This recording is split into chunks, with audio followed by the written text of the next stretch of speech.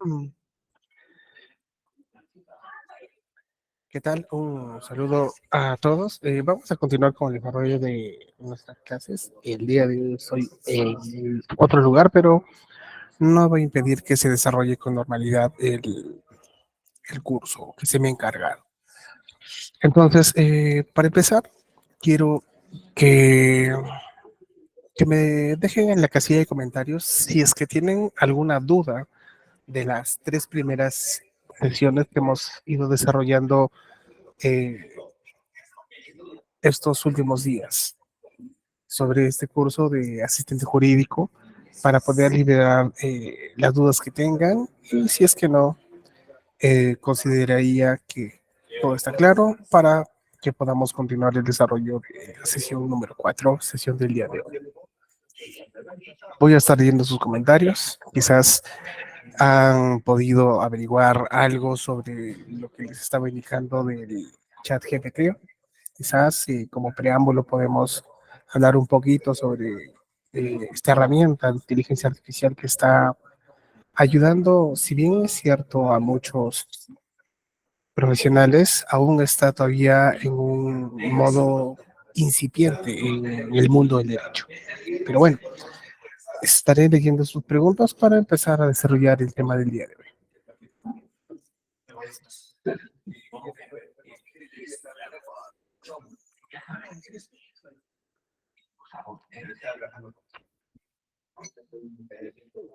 Entiendo de que no hay ninguna pregunta, dice que vamos a empezar el desarrollo de las clases del día de hoy.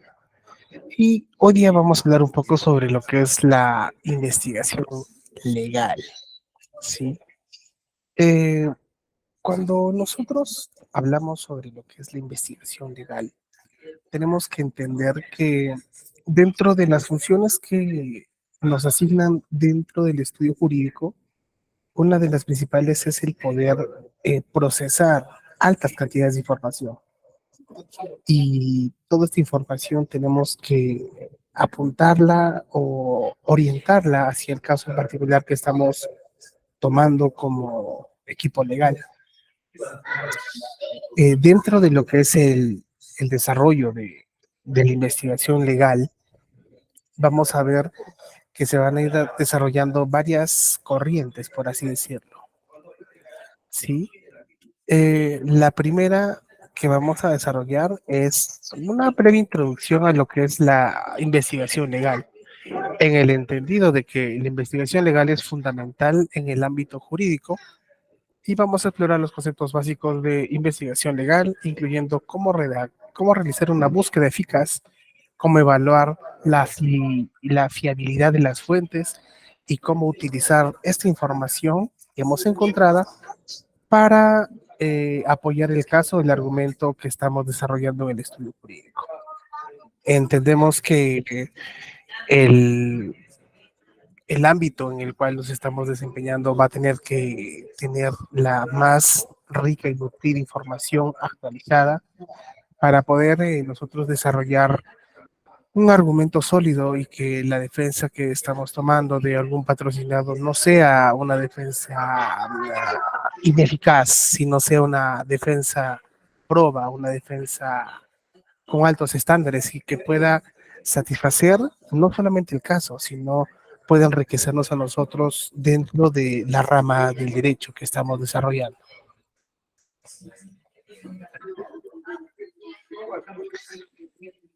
Vamos a ver ahora sobre las fuentes de información legal en el Perú. Nosotros sabemos de que existen diversas fuentes de información legal en el Perú. Estas van a incluir muchas bases de datos que vamos a poder nosotros encontrar en línea, que algunas ya les expliqué, como por ejemplo el SPIC, que es el Sistema de Información Jurídica, ¿no? El tema de registros públicos. El tema de registros públicos ahora, um, la SUNAR, la Superintendencia Nacional de Registros Públicos, ha habilitado una plataforma en la cual nosotros podemos ingresar a todos los asientos de una determinada, de un determinado bien mueble o inmueble a un costo totalmente gratis. Y También les voy a hablar un poco sobre lo que son las bibliotecas legales. Y estoy seguro de que en la última clase les voy a dejar un link para que ustedes puedan acceder a una de las bibliotecas legales que yo utilizo, una biblioteca personal que no tengo ningún problema en poderla compartir. Pero bien, vamos a ver un poco en este momento sobre lo que son las diferentes fuentes de información que nosotros tenemos en línea. Y quiero partir, voy a dejar de compartir porque les voy a presentar una página en la cual ustedes van a poder acceder a información actualizada, que es lo que nosotros estamos requiriendo para la defensa de nuestro caso. Entonces, una vez que nosotros estamos en el buscador, cuando estemos nosotros en el buscador, vamos a poner jurisprudencia Corte Suprema y nos va a abrir el link de la jurisprudencia nacional sistematizada en el Perú. ¿Ok? Ingresamos, le damos link, clic, y este es el entorno de esta página. Es bastante sencillo, ¿sí? Acá vamos a tener las ejecutorias vinculantes, algunos los acuerdos plenarios, con jurisprudencia relevante. ¿Y qué es lo que nosotros tomamos para hacer una búsqueda efectiva que apoye el argumento de la defensa que estamos tomando? Podemos tomar jurisprudencia relevante, ejecutorias vinculantes y vamos a ingresar a uno de estos para que ustedes puedan ver. Por ejemplo, la ejecutoria vinculante.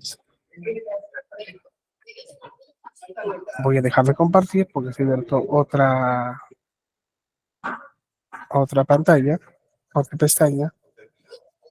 Y vamos acá. Y acá tenemos nosotros ejecutorias vinculantes en la parte civil, en la parte contencioso administrativo, en la parte penal, previsional, laboral, constitucional. ¿Sí? Voy a dejar un rato de compartir estas para continuar con la lección y cuando lleguemos a la parte de la jurisprudencia, volvemos a estas diapositivas o a estas páginas web.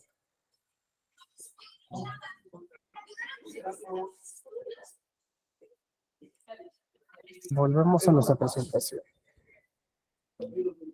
Entonces, nosotros tenemos que aprender a documentar los resultados de la investigación.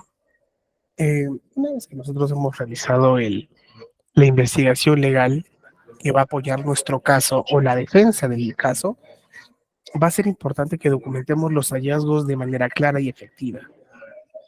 Ya, voy a tratar de brindarles algunos consejos prácticos sobre cómo es que tenemos que documentar los resultados y no pretendo tener la mayor expertise respecto a una estructura o a un formato que pueda recomendarles, pero creo que van a ustedes a ser capaces de llegar en su momento a poder elaborar un breve informe de investigación.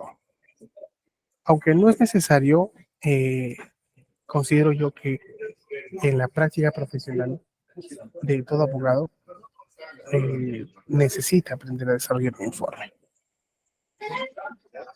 Pero, ¿dónde nosotros podemos encontrar la información actualizada el día que ha sido publicada?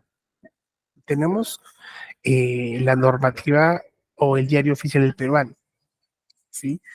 En este diario, las normas que son publicadas aparecen primeramente en este medio, siempre.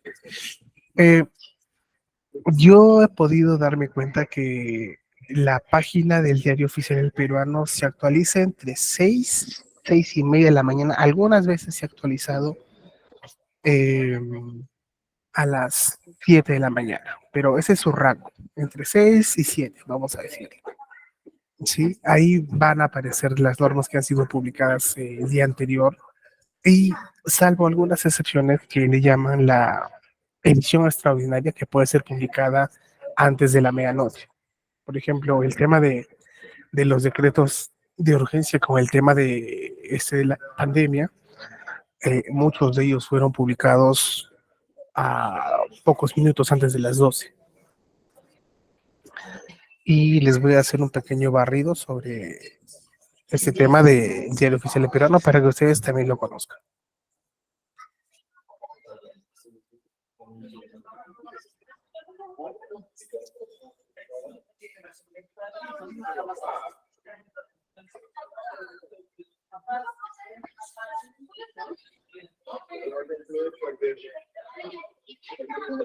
Una vez que estamos nosotros en el buscador, yo tengo acá ya el link, los voy a compartir también directamente por la caja de comentarios. Ingresamos a ese link y nos va a aparecer la edición del día, ¿sí? Como ustedes pueden ver, ustedes pueden señalar el día el cual van a buscar los resultados de las normas que han sido publicadas. Por ejemplo, solamente las normas que han sido publicadas el día 9 de mayo, o sea, el día de hoy. Han sido 37 dispositivos los que se han publicado y ninguna edición extraordinaria. Ahí podemos ver el ministerio en el cual ha tenido nacimiento, la norma sobre el ambiente, cultura, desarrollo agrario y riego. Tenemos también economía y finanzas, educación, justicia y derechos humanos, mujer y poblaciones vulnerables, produce, transportes, vivienda, superintendencia nacional de migraciones, en fin, ahí aparecen todos, incluso las mismas municipalidades. Las diferentes ordenanzas que ellos sacan también son publicadas en el Diario Oficial del Perú. Incluso este entorno de la página web hay una parte donde nos indican normas legales acerca del COVID-19. Y quiero detenerme en este punto porque respecto a las normas que han sido publicadas con el tema del COVID-19, aún tenemos el remanente por la afectación tras la promulgación de estas diferentes normas. Y, por ejemplo, ¿recuerdan ustedes quizás el tema del aforo? Que fue progresivo, ¿no? Empezó con 25, con 30, después subió a 50 y hasta llegar al aforo total de los diferentes locales.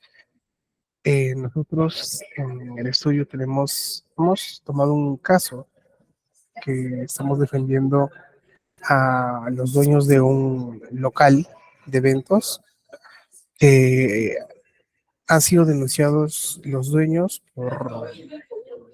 por haber incumplido o por no haber devuelto un tema del dinero respecto al contrato de alquiler de este local, propiamente dicho, pero que la fecha del alquiler se dio en medio de la pandemia, en medio del COVID. Entonces, la parte que ha demandado ante Indecopi indicó una serie de cosas que se alejaron de la verdad. ¿Por qué? Porque dijeron de que en ese tiempo no había reuniones y era imposible que se pudiera gestar un evento de esa magnitud, pero nosotros hemos tenido que revisar toda la normativa y hacerla calzar para esa fecha y ya había autorización para reuniones en espacios públicos bueno, y privados también, pero a un determinado foro. Entonces, nosotros en el estudio hemos tenido que revisar todos estos dispositivos legales. Todos hemos tenido que revisar. Hemos tenido que revisar el aforo, hemos hecho una búsqueda exhaustiva para poder empezar a desmentir cada una de las cosas que ha vertido sobre las personas a las cuales estamos defendiendo. Entonces, quiero que ustedes sepan que este entorno del diario oficial peruano es muy potente, muy, muy potente. Y tenemos a disposición totalmente gratuita esto. Y no solamente eso, ¿no? Tenemos algunas designaciones que se ven en el sector, se puede buscar por el orden de la publicación, cotizador de avisos comerciales, entre otros. ¿Ya? Eso como primera herramienta de búsqueda de información respecto a la investigación legal que vamos a hacer en nuestros trabajos.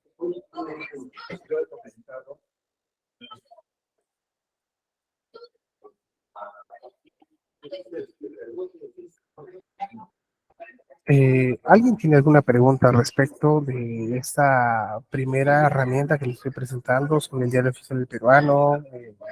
Algo que quieran preguntar ya sobre el cómo. Ya les hablé más o menos a qué hora se actualiza por día esta página. No sé, estoy presto a escuchar sus preguntas.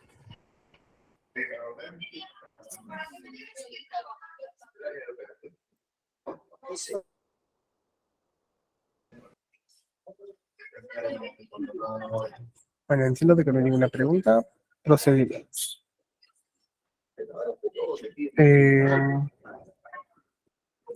Ahora, vamos a hablar sobre el tema de la Constitución.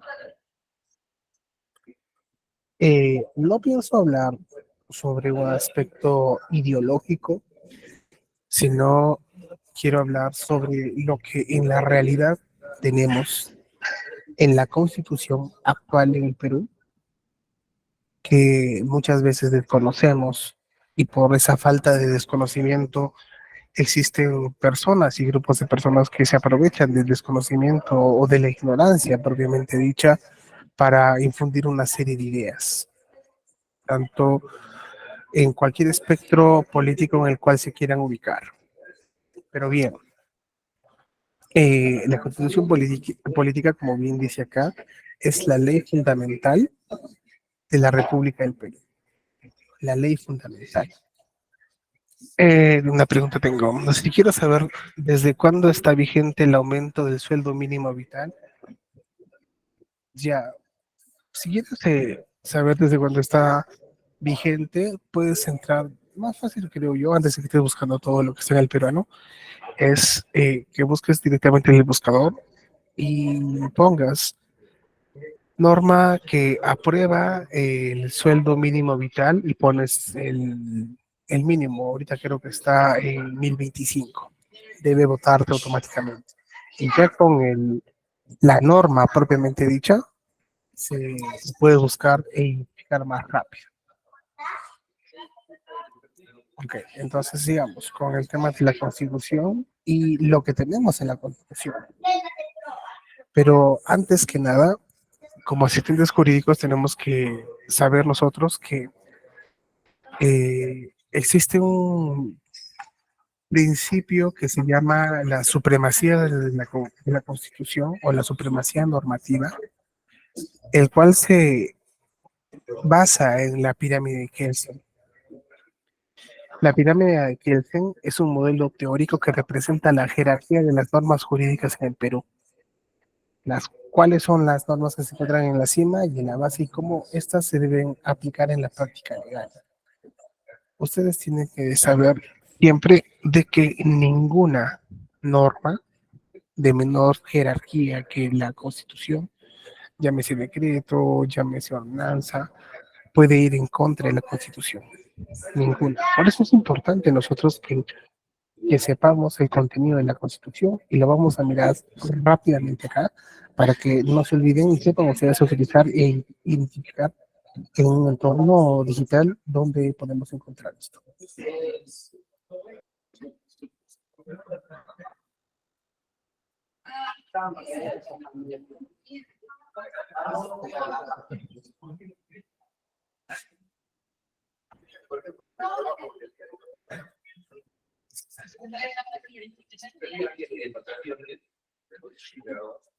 Estando acá, buscamos lo que ya hemos mencionado con anterioridad. O bueno, a ustedes de repente les aparece en Google y ponemos SPI, SPIJ, ponemos el primer enlace que nos va a pedir que abramos, ingresamos, cerramos esta pantallita y nos vamos hacia la parte donde dice normativa de acceso libre.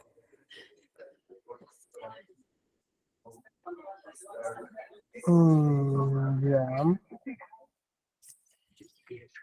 Abrir una pantalla, ahorita me parece de que está temporalmente fuera de servicio. Miren, algunas veces les va a aparecer así.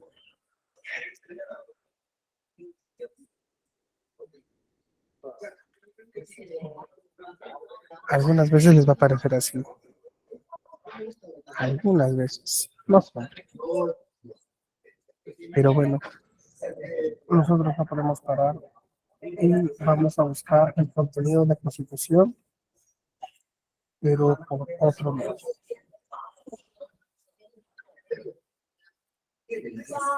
Y esto les va a quedar bien para ustedes. Existe un portal acá en Perú que es el portal más grande en cuanto a la parte jurídico-académica y se llama NP. Entonces, ellos deben de tener en su portal la Constitución.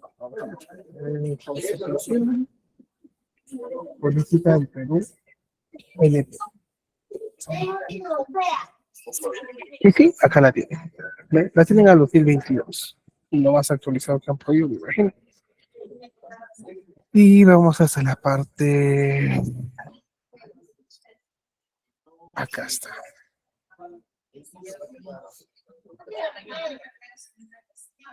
Este es la parte estructural o el esqueleto de la Constitución.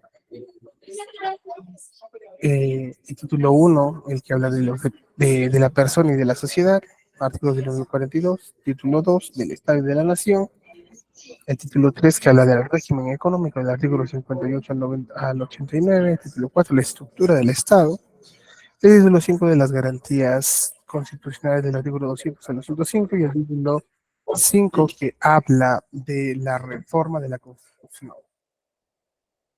Esto les hago hincapié para que ustedes en su debido momento puedan poder revisar toda esta serie de artículos en las cuales ustedes van a poder entender cómo se ha estructurado el Estado, los derechos que son inherentes a la persona humana y que reconoce el Estado peruano, la estructura de los diferentes poderes.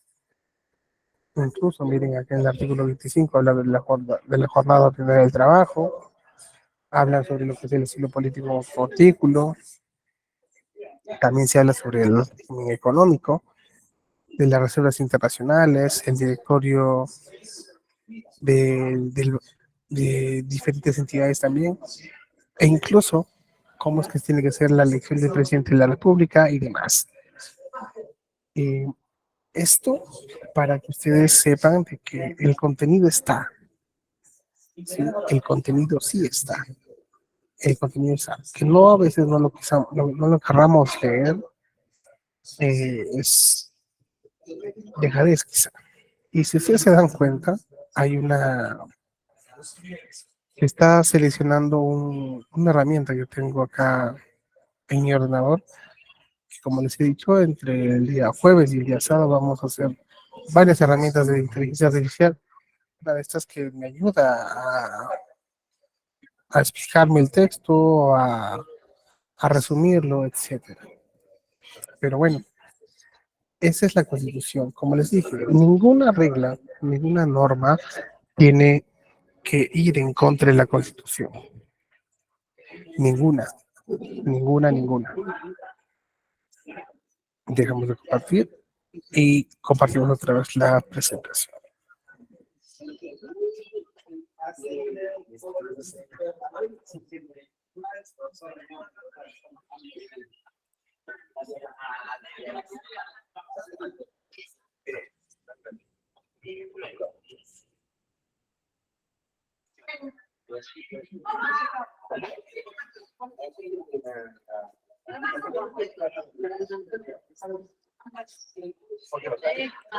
Ahora, quiero que acá quizás nos vamos a demorar un buen tiempo hablando sobre lo que es la doctrina actualizada. ¿Quién me puede decir de las personas que estamos acá? Ya lo he mencionado también en alguna clase, que se entiende por doctrina en el mundo del derecho. ¿Qué es doctrina? Pueden ayudarse de algún buscador, quizás, y comentar por la casilla de los mensajes.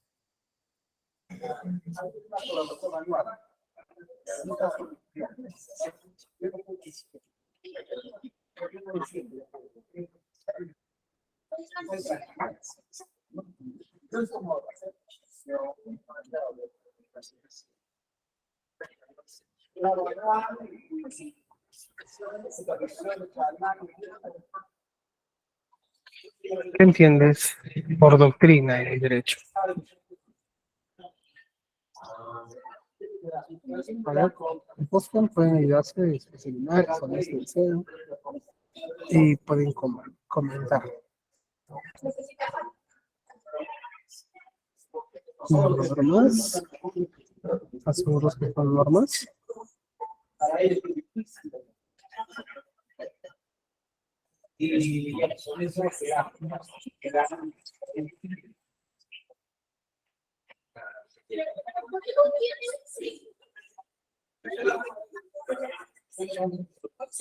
Ya, Kiara nos dice, la doctrina son conceptos o ideologías respecto a un autor, ¿ya? ¿Qué más? Conjunto de ideas de enseñanza, ¿ya?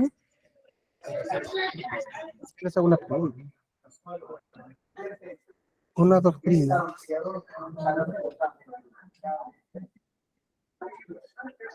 respecto a la teoría del acto jurídico de un autor de 1995.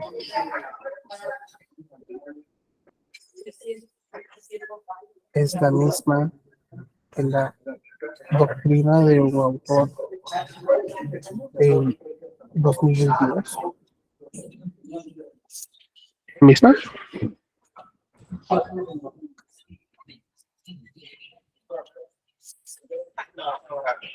¿Ustedes creen de que la doctrina de un autor, la teoría que plasma en sus libros,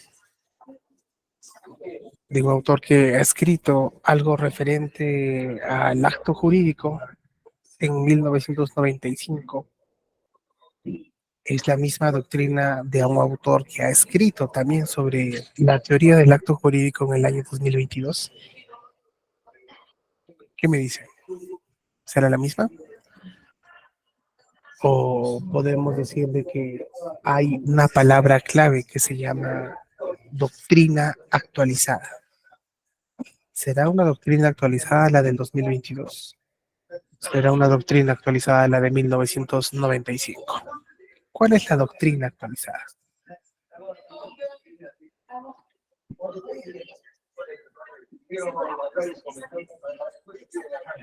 Y quiero nos decir algo interesante, ¿no? Porque el derecho es relativo al igual que la doctrina. Sí, tiene en gran parte razón. La de 2022 es la doctrina actualizada. Y yo les hago referencia a esto porque si ustedes ven o leen tienen la oportunidad de leer alguna sentencia, sobre todo las de segunda instancia y con mayor énfasis a las que son emitidas por la Corte de Vértice, el Tribunal Supremo, la Corte Suprema de Justicia.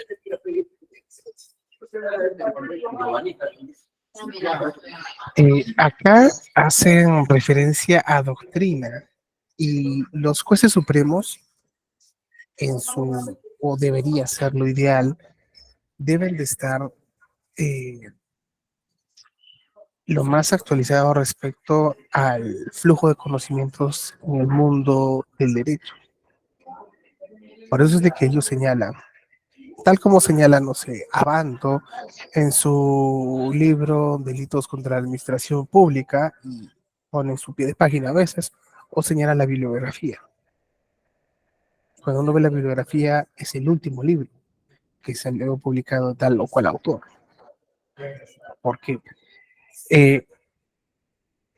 el tema de la doctrina, quienes son las personas que tienen autoridad para poder expresar o vertir un conocimiento trascendente de orden legal, son los llamados juristas. Y un jurista es un especialista en la materia. No puede ser un especialista solamente alguien que termina el derecho, sino alguien que se haya formado en la práctica durante un correr del tiempo y que aún así ha seguido continuando su preparación académica, ¿no? Eh, Eso respecto a la doctrina actualizada. ¿Dónde encontramos doctrina actualizada? Básicamente, libros, los libros digitales que les voy a compartir, una de las bibliotecas personales que tengo, eh, tesis doctorales o postdoctorales. Las tesis de maestría sí, también tienen vasta cantidad de doctrina, pero el énfasis en cuanto a lo que es meticulosidad es mayor en las tesis doctorales o postdoctorales.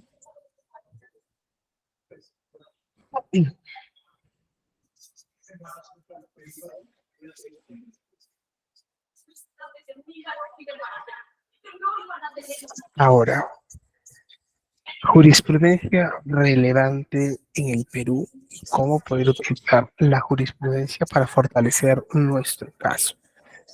Como ya les he ido comentando, el tema de la jurisprudencia es una herramienta muy valiosa que es utilizada por los abogados y otros profesionales legales. Eh, Existe la principal plataforma de búsqueda de jurisprudencia, es la que les he indicado, la jurisprudencia matizada, que hemos visto,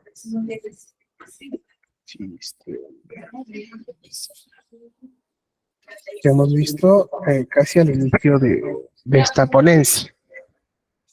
Vamos a hacer un barrido otra vez por un poco más al detalle para que podamos ver si es que realmente una determinada jurisprudencia nos importaría, nos sumaría o apoyaría los fundamentos que estamos desarrollando nosotros en nuestro caso. A ver, jurisprudencia sistematizada. Estamos acá.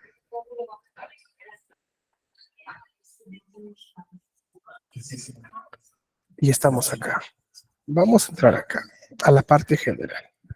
A ver, ustedes díganme algún tema del derecho en la casilla de los mensajes y vamos a buscar si es que hay jurisprudencia en la página del Poder Judicial, de Jurisprudencia Nacional Sistemática.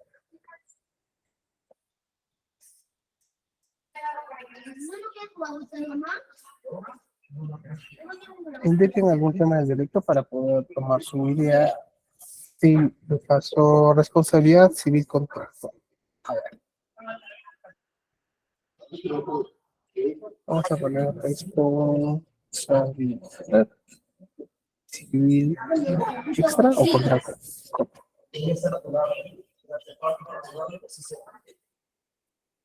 Vamos a ver si es que nos aparece algo.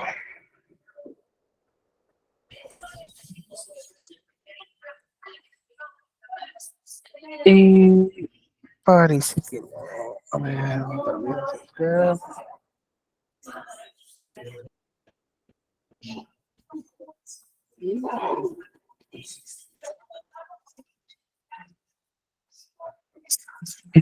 Miren acá ustedes.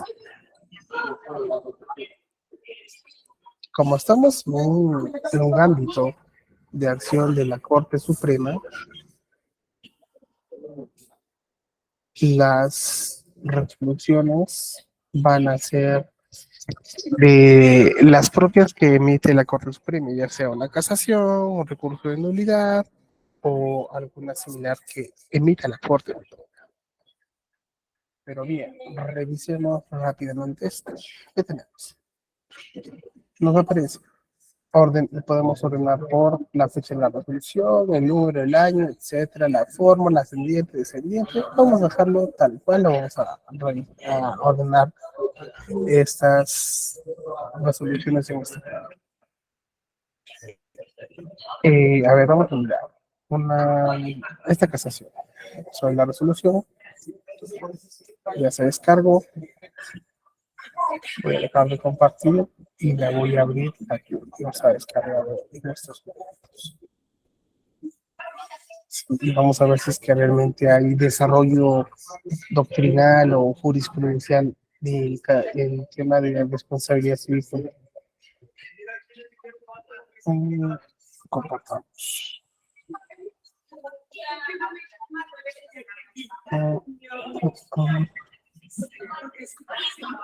Esta esa es la que la que hemos descargado.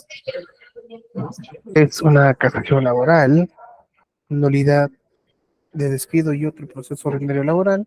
Y la somilla nos indica, la huelga es un derecho de los trabajadores que debe ejercerse respetando límites subjetivos y procedimentales, para no incurrir en causales de improcedencia o ilegalidad, pues las ausencias de estos casos pueden ser sancionadas por el empleador y llegar a despido.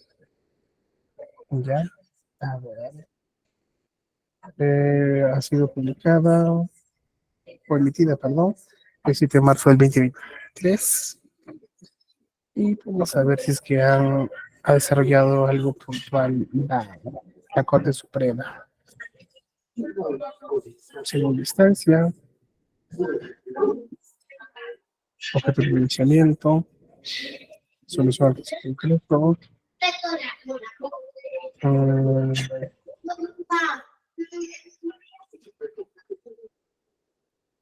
solución al caso concreto.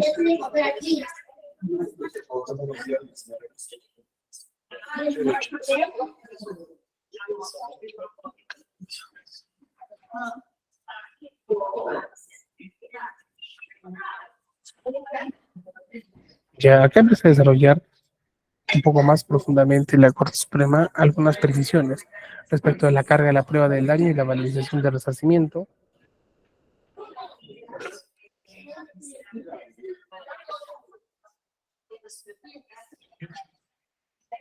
La misma Corte Suprema utiliza las mismas jurisprudencias que emite Sala Suprema. Acá tenemos varias, señala y cita.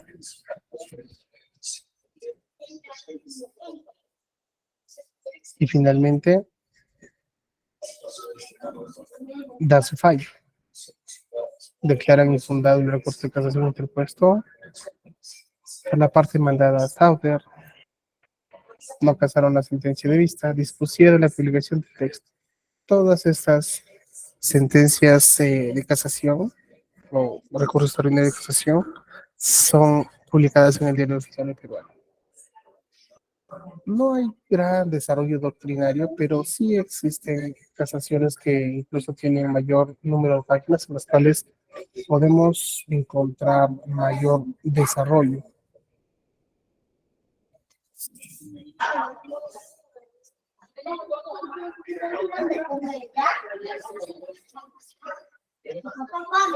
A ver, dejemos de compartir y sigamos navegando por la página de la jurisprudencia de la Corte Civil.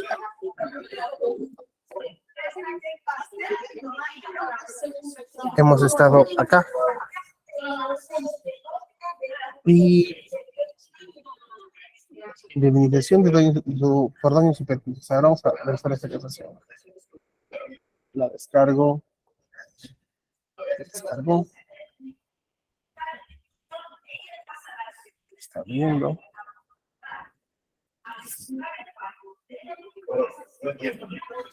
Así de acá.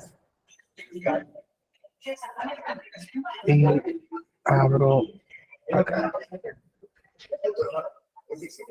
Y acá tenemos una sentencia de casación que ha sido emitida por la segunda sala de Derecho Constitucional y Social Transitorio de la Corte Suprema de Justicia de la República. ¿De qué año? ¿En qué año? ¿En qué fecha? El 15 de noviembre de 2022. Un proceso ordinario en la nueva ley procesal. La suya dice, la indemnización por lucro cesante no puede ser equiparable a las remuneraciones de vengadas, pues ostentan una naturaleza jurídica distinta.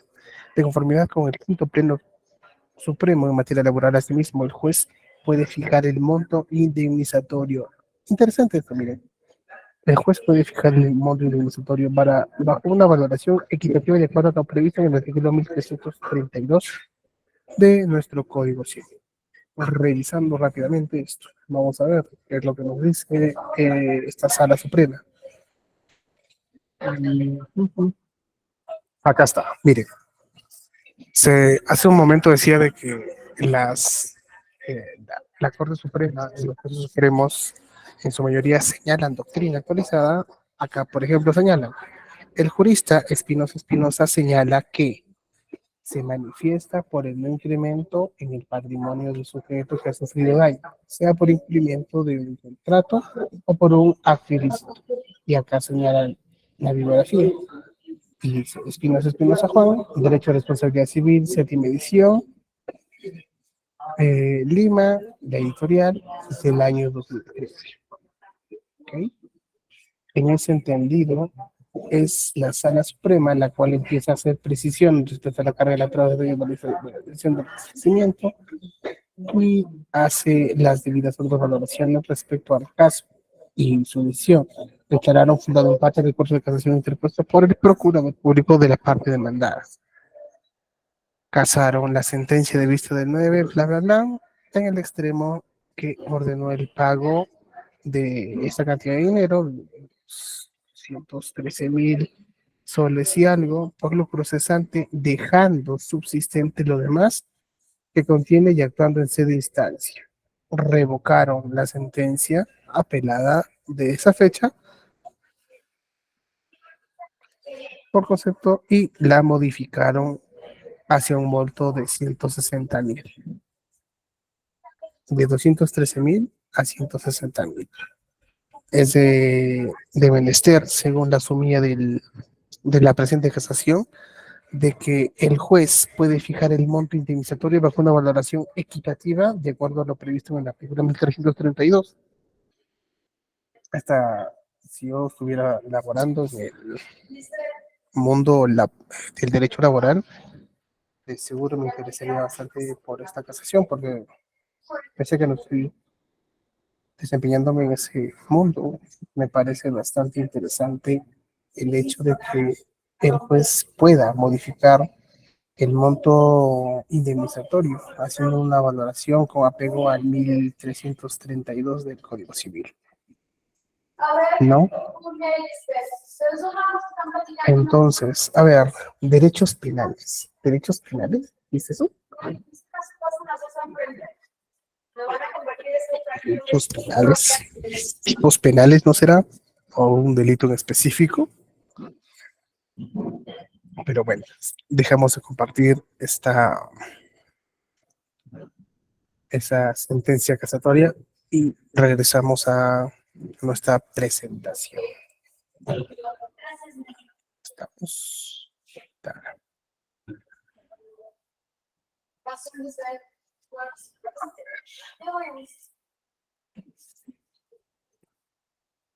Estamos.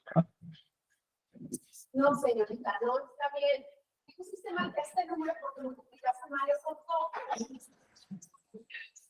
Ok. En esa página de la jurisprudencia sistematizada de la Corte Suprema, nosotros podemos ampliar y podemos navegar y podemos revisar.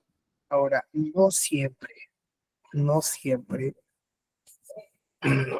podemos encontrar las últimas sentencias, digamos, executorias, por ejemplo, la que se ha emitido el 9 de mayo del 2023. No la vamos a encontrar ahí. Ah,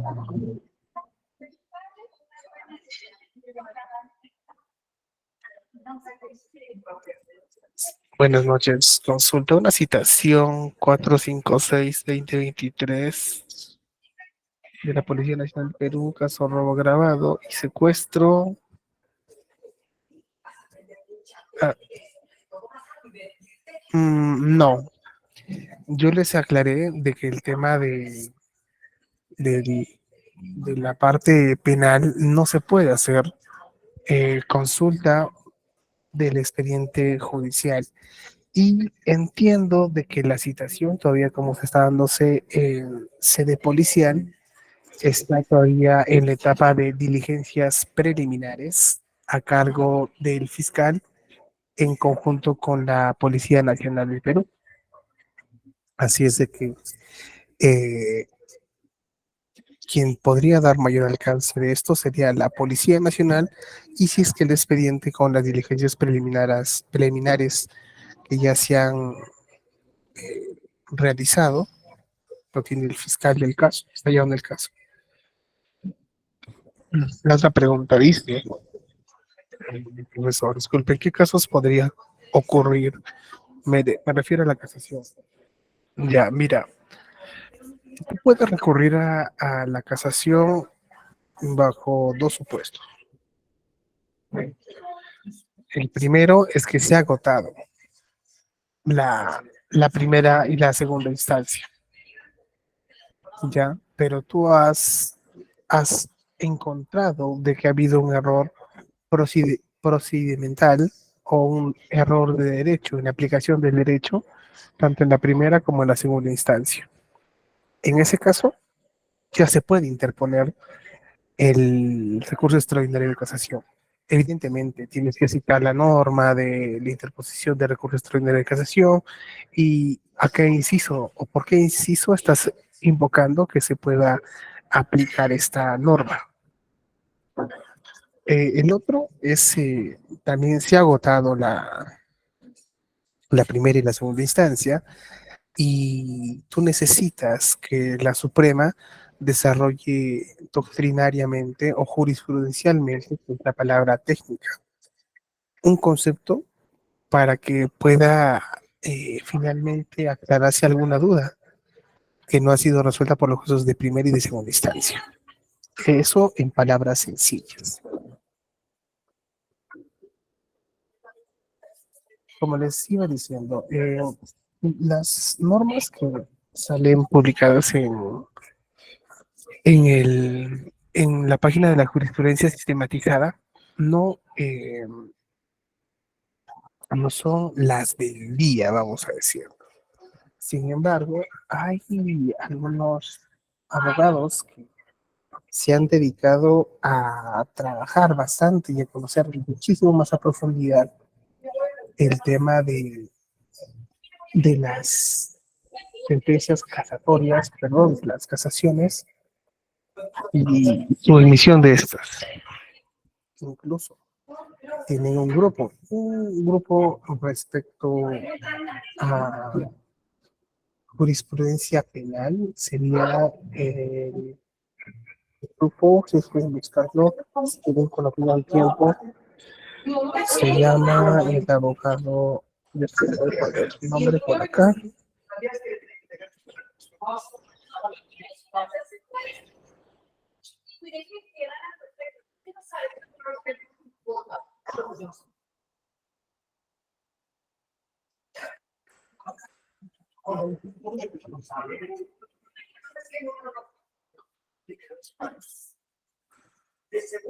Lo pueden encontrar así en sus redes sociales. Ah,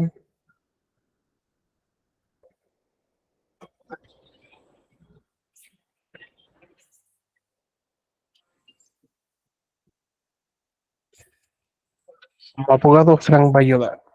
Él publica sentencias casatorias con mucha frecuencia, incluso tiene un grupo por Telegram en el cual uno puede acceder ahí y empezar a buscar de lo que él ha ido buscando y ha ido sistematizando eh, para compartirlos a través del grupo. Sí.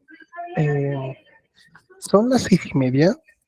Dado que estoy en un lugar público, les voy a pedir que nos demos unos 2 minutos en lo que soluciono un tema acá y van a poder ir preparando una pregunta y en 2 minutos me vuelvo a aprender audio y video.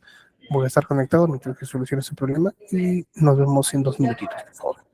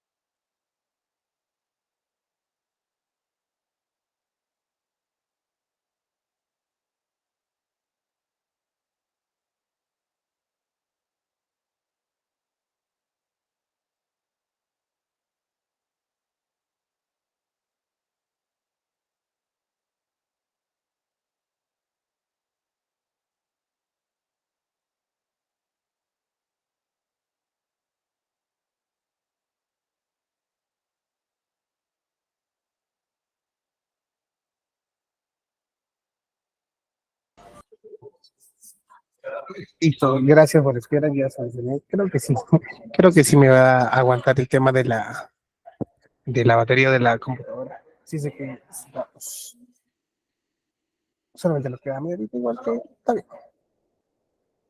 Ya, les estaba hablando ya, sí, de Frank Bayodar. Este abogado tiene el grupo, se llama Juris Penal o algo así. Como ustedes recordarán, yo me muevo más en el mundo del derecho penal y del derecho procesal penal. Así es de que sí, efectivamente se llama Juris Penal. Y les hago una, una, les muestro más o menos cómo es que se ve el grupo. ¿Sí? Así más o menos se ve el grupo. Juris Penal y el abogado comparte. Esta es la última sentencia de casación que ha compartido. Hay nuevos integrantes por aquí y él comparte sentencias de orden de alguna corte vértice, ya sea Tribunal Constitucional, ya sea Corte Suprema, y él compara. Eso para que puedan tomarlo en consideración. Quizás alguno de acá tiene algún familiar que estudia Derecho y que ya no se hace la parte de Derecho Penal. Ese es un grupo para mí de los mejores que tenemos a nivel nacional en cuanto a la sistematización de jurisprudencia relevante y muy curiosa algunas. Pero continuemos. ¿Alguna pregunta? ¿Alguna pregunta? Háganla, por favor, antes que algún día estén detenidos y no sepan cuáles son sus derechos.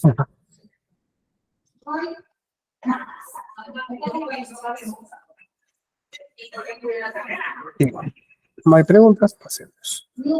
Ahora, utilización de herramientas de investigación en línea. ¿Cómo aprovechar al máximo las herramientas en línea para la investigación legal? Las herramientas de investigación en línea son una herramienta invaluable para los profesionales legales en el Perú. Creo que hasta este punto ya les he dado varias herramientas. A ver, de las herramientas que ustedes se acuerdan y las hemos visto hoy día, menciónenlas, por favor, en la casilla de comentarios.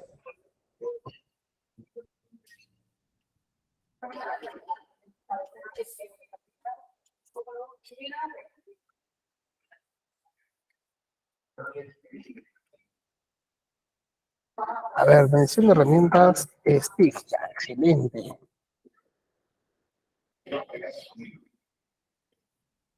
Sistema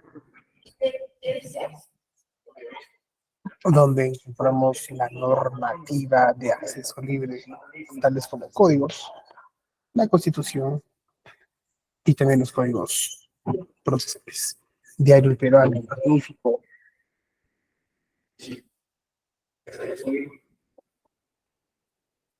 Diario El Peruano, muy bien. En Diario El Peruano estamos teniendo nosotros el acceso actualizado de las normas publicadas, las calientitas, las tenemos en el Diario Oficial del Perú.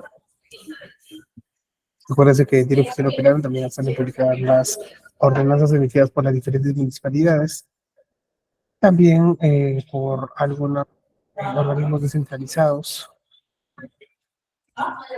Están levantando la mano y Gladys, vamos a ver qué nos quiere decir Gladys. Gladys, puedes activar tu micro con total libertad. A ver, ¿qué más nos quisieras decir, Gladys? Activa tu micro.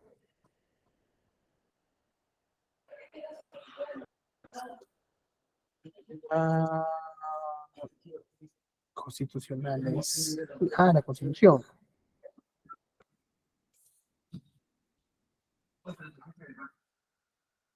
Y la Constitución también la encontramos en el speech. Claro que como hoy hemos podido ver, está temporalmente fuera de servicio, pero sí, casi siempre está actualizando las normas.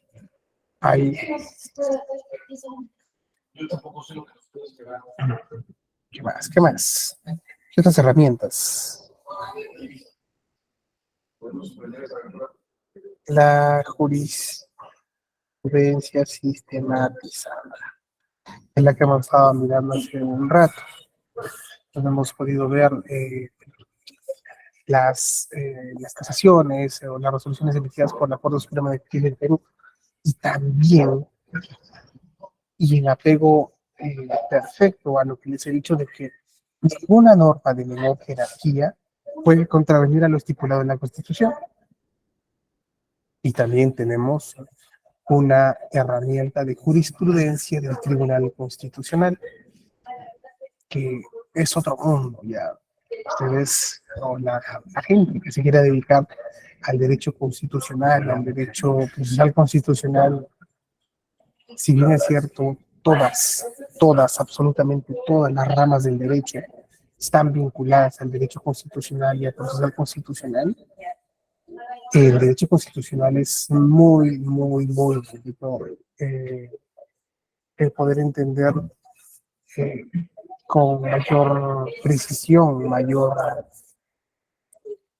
eh, cariño, vamos a decir, el tema de la Constitución, saber qué es lo que dice esta o qué es lo que no dice, ¿no?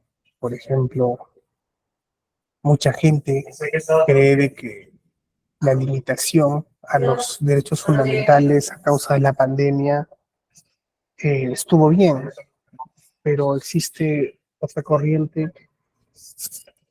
de pensamiento que también tiene sus argumentos y de que nunca estuvo a favor de que se limitaran los derechos en la forma que fueron limitados. ¿Dónde podemos ver eso? También en derecho constitucional. Ahí se pueden generar los debates, el por qué sí, el por qué no. Es un tema, considero yo, que todavía es controversial, ¿no? El cómo es que algunas personas sentían que se les estaba obligando a que se vacunaran y a otras personas querían de que todo el mundo se vacune, porque el Estado optó por impedir el acceso a espacios públicos, porque sí, porque no, no. Exactamente, también hemos hablado de el tema de la investigación respecto a las tesis doctorales, postdoctorales, como herramienta, como insumo para nuestra investigación legal. Muy bien, Gladys. Excelente, gracias. Y bueno, como les digo, el derecho constitucional va a estar metido en todo. ¿Quieres ser penalista? Derecho constitucional. ¿Quieres ser civilista? Derecho constitucional. ¿Quieres ser laboralista? Derecho constitucional. ¿Quieres ser un abogado que se dedique al aspecto tributario? También vas a tener que empaparte de la Constitución y el derecho constitucional. ¿Quieres dedicarte a alguna otra rama de protección al consumidor o derechos del consumidor, defensa del consumidor, derecho constitucional? Porque nada, ninguna norma de menor jerarquía puede contravenir a lo estipulado en la Constitución. Ninguna, ninguna, ninguna. Pero continuamos acá, muchachos. Y veamos. ¿Hemos visto el sistema de información jurídica en el Perú? Sí. Lo hemos visto hace un momento. Claro que sí. Lo hemos visto. Ahora, veamos acá la suma penal. Ahora vamos a ver la suma penal, la suma civil. ¿Sí? ¿Qué es la suma penal y qué es la suma civil? ¿O qué son estas sumas? No estamos hablando de algún. No estamos hablando, profesor, disculpe, en derecho penalista no puedo escuchar bien. No, esté tranquila, vamos a hablar un poquito más sobre el derecho penal. Eh, lo que yo estaba haciendo referencia de que si es que sea la rama a la que el asistente jurídico se quiera dedicar, necesariamente va a tener que dominar el tema constitucional muy bien, muy bien, en cualquier rama, en civil, en penal, en tributario, defensa del consumidor, no sé, derecho internacional, público, todo, todo, todo. Pero en este punto vamos a hablar un poquito de la suma penal mientras que yo busco una suma dentro de mis archivos para poderles mostrar y que ustedes vean en tiempo real.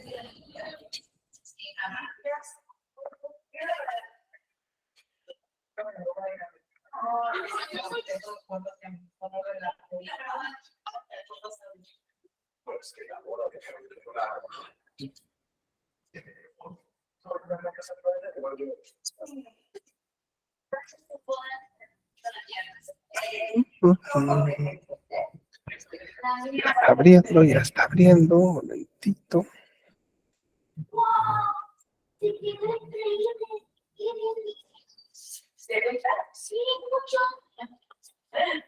La comida ya está lista. Vamos a poner esa. A ver, si es que alguien tiene alguna pregunta, puede hacerla con total libertad.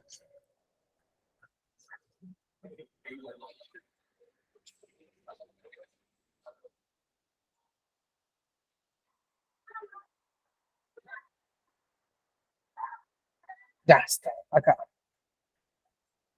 ¿Qué vamos a entender nosotros por suma penal? Porque es importante la investigación que todo asistente jurídico va a hacer. La suma penal, estoy seguro, segurísimo, de que no la ven tanto en las universidades, y si es que la mencionan, la hacen superficialmente, es más el interés del estudiante por querer aprender un poco más de esas cosas. ¿Estamos?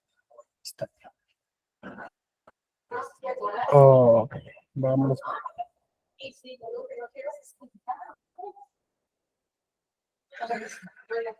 Ya se ve. Esta es una suma penal. Voy a tratar de agrangar para que se vea mejor.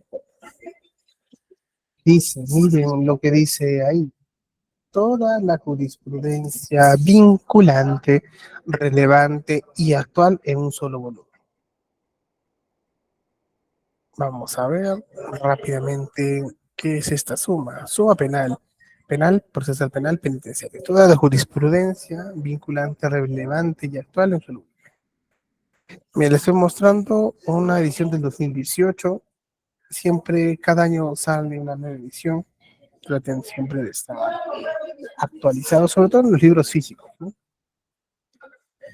Pero bueno, sigamos bajando y vamos a ver una página.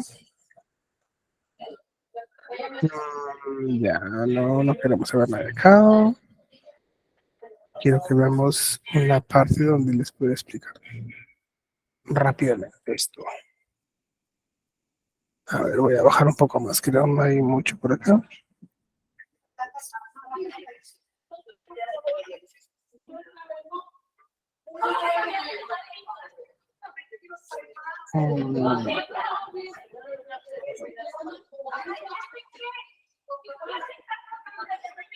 Mire, por ejemplo, acá tenemos en el artículo 80, o sea, acá está hablando del artículo 80, el libro primero, la parte general. Habla jurisprudencia de la Corte Suprema, definición de la prescripción, concepto, plazos y señala recurso de nulidad, la jurisprudencia, acá también el expediente tal, indica más jurisprudencia, interpretación de la regla sobre la prescripción, legalidad, seguridad jurídica y orden público. Sí, pero estábamos hablando del artículo 80. Vamos a ver más arriba qué es lo que nos dice. Cargue.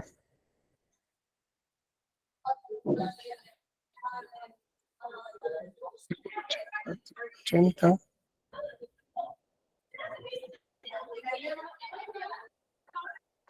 Acá está. Miren, cómo ustedes van a poder leer la suma. Dice artículo 80, plazos de la prescripción de la acción penal. Indica todo lo que dice ese articulado, el número 80. Habla sobre un poquito de la nota de actualización al 2018, que es el libro que les estoy mostrando, y empieza a mencionar acuerdos plenarios de la Corte Suprema en relación al artículo 80. La prescripción de la acción penal, menciona el fundamento número 10, por ejemplo, de el acuerdo plenario número 8 de 2019, comienza a seguir enumerando y mencionando jurisprudencia de la Corte Suprema, menciona después precedentes vinculantes de la Corte Suprema, el cómputo de los plazos y así con cada artículo. Estamos mirando ahorita solamente el 80. Seguimos en el 80, jurisprudencia de la Corte Suprema, seguimos en el 80. Seguimos en el 80. Jurisprudencia de Cortes Superiores. También se puede argumentar con jurisprudencia de Cortes Superiores también, para reforzar el argumento que el caso requiera.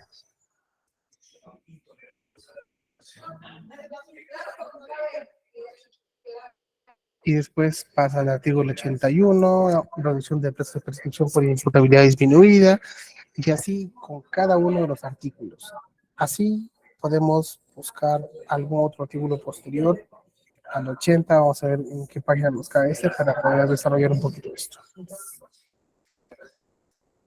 También tenemos la suma civil, que es básicamente lo mismo, un desarrollo jurisprudencial de cada articulado del Código Civil. Existe la suma procesal civil, la suma procesal penal, donde la Corte Suprema, también llamada Corte Vértice, una de las Cortes Vértice en el país, emite jurisprudencia respecto a un artículo de los códigos procesales.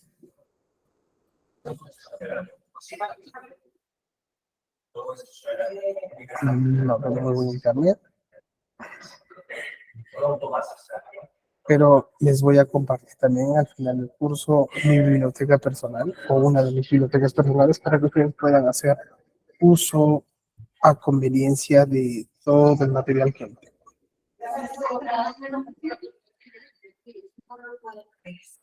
Sí, a ver, vamos a darle a compartir. Y nos vamos a...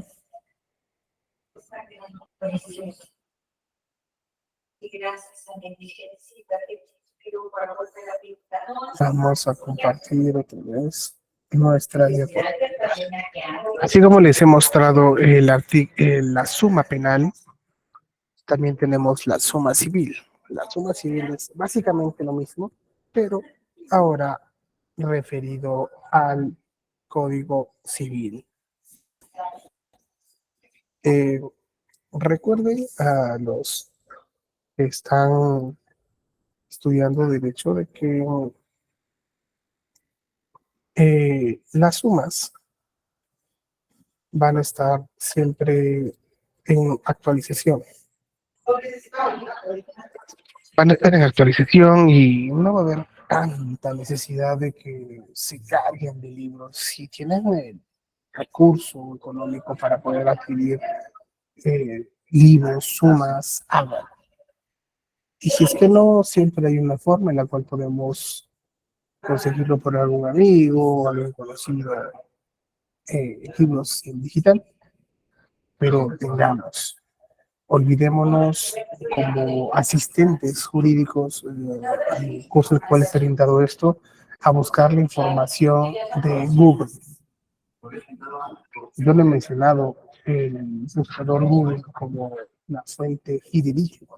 He mencionado las diferentes páginas web del Poder Judicial, de la jurisprudencia sistematizada, el SPIG, en algún momento hablamos del CEG, y si nosotros solamente estamos guiándonos por lo que podemos encontrar en el Google, nuestra argumentación en los casos va a ser bien pobre, ¿no? Utilicemos libros, tesis, también para apoyar la postura de la defensa que estamos sosteniendo, porque con, con una buena defensa y una buena argumentación, no es que vayamos impresionados. Pues, al final, hay un principio que dice que el juez conoce el derecho y al juez no vamos a poderlo en esencia florear, pero sí vamos a poderle dar una argumentación sólida con la cual él pueda llegar a tomar una decisión correcta en la búsqueda de la justicia y en la búsqueda de los intereses y la defensa de estos por parte del estudio jurídico para los clientes. Como les mencioné, también tenemos nuestra suma civil y en esta vamos a encontrar el mismo formato y el desarrollo jurisprudencial por la Corte Verde, llamada también Corte Suprema de Justicia de Perú, donde van a empezar a señalar sentencias casatorias o de ese nivel respecto al diferente articulado propio del Código Civil y o Código Procesal Civil. Pueden hacerme las preguntas si ustedes requieran en estos minutos antes de terminar la clase para poder terminar de la mejor más óptima la sesión número 4.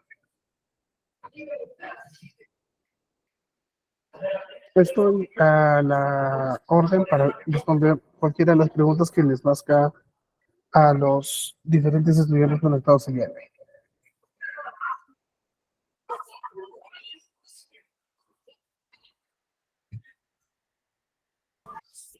¿Tener alguna pregunta?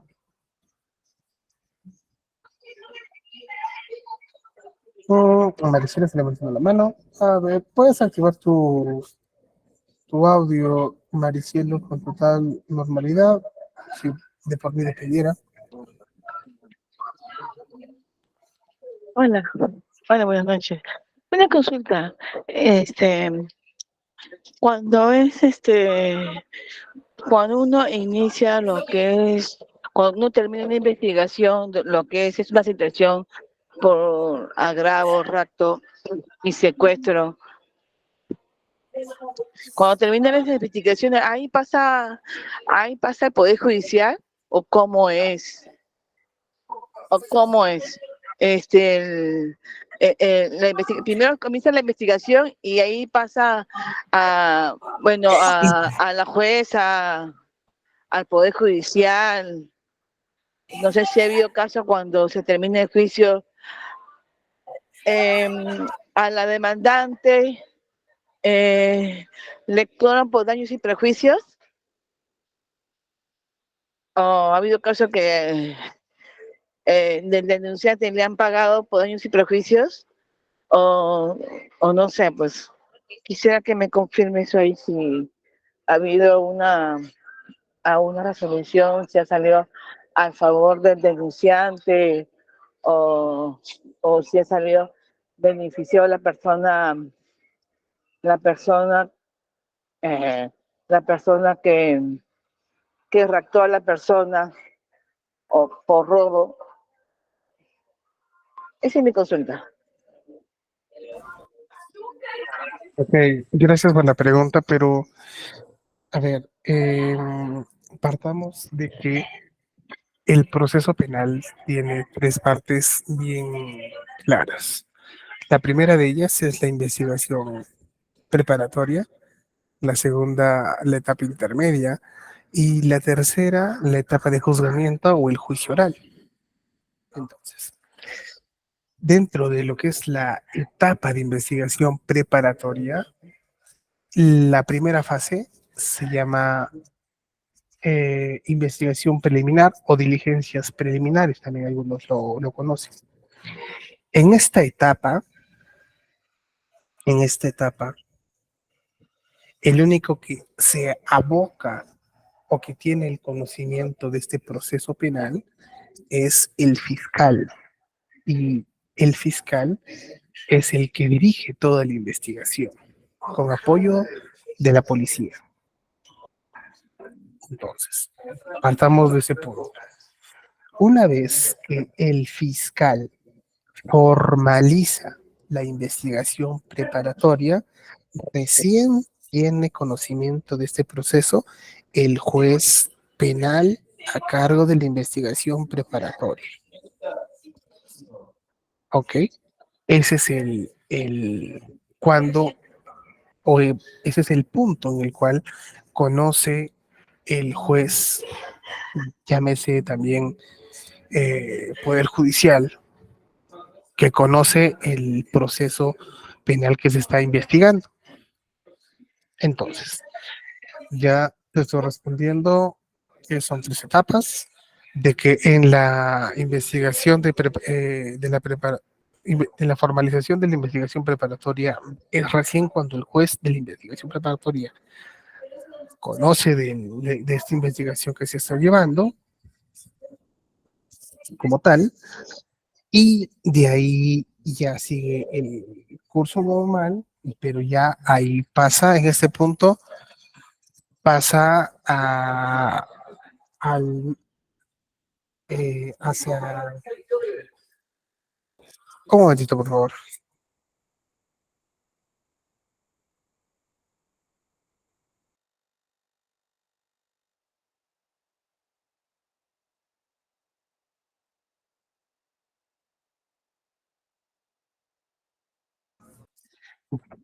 Entonces, en ese punto ya tiene conocimiento el juez de la investigación preparatoria, y a partir de ahí es el juez de la investigación preparatoria quien me está dirigiendo el proceso. Dirige el proceso, y cada cosa o cada cuestión que se vaya a llevar va a ser con conocimiento o del juez de la investigación preparatoria y el fiscal y las demás partes intervinientes, o sea, la defensa del imputado y el tercero, el tercero civil responsable o alguna otra persona que se sienta afectada por esta investigación.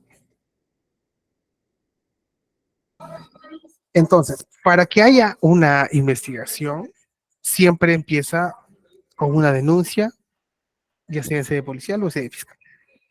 Y esto sigue su cauce después de la formalización, ya es el que conoce el proceso, el juez penal, el juez de investigación preparatoria, y después hay un control en la etapa intermedia, el juez acusa y finalmente se pasa a la etapa del juicio oral, en palabras sencillas. Y es en el juicio o el juicio oral que tras este el juez emite su sentencia. Solamente puede haber un resarcimiento en cuanto a reparación civil si es que hay una sentencia firme, no antes. sea el tipo penal que sea. Si hay una sentencia firme, llámese confirmada por una instancia superior, tenemos nosotros una sentencia firme, que después viene la parte de la ejecución de la sentencia, ya sea de que la persona ingrese al penal o tenga comparecencia simple, etcétera. Esa sería la respuesta simple a la pregunta que me has planteado.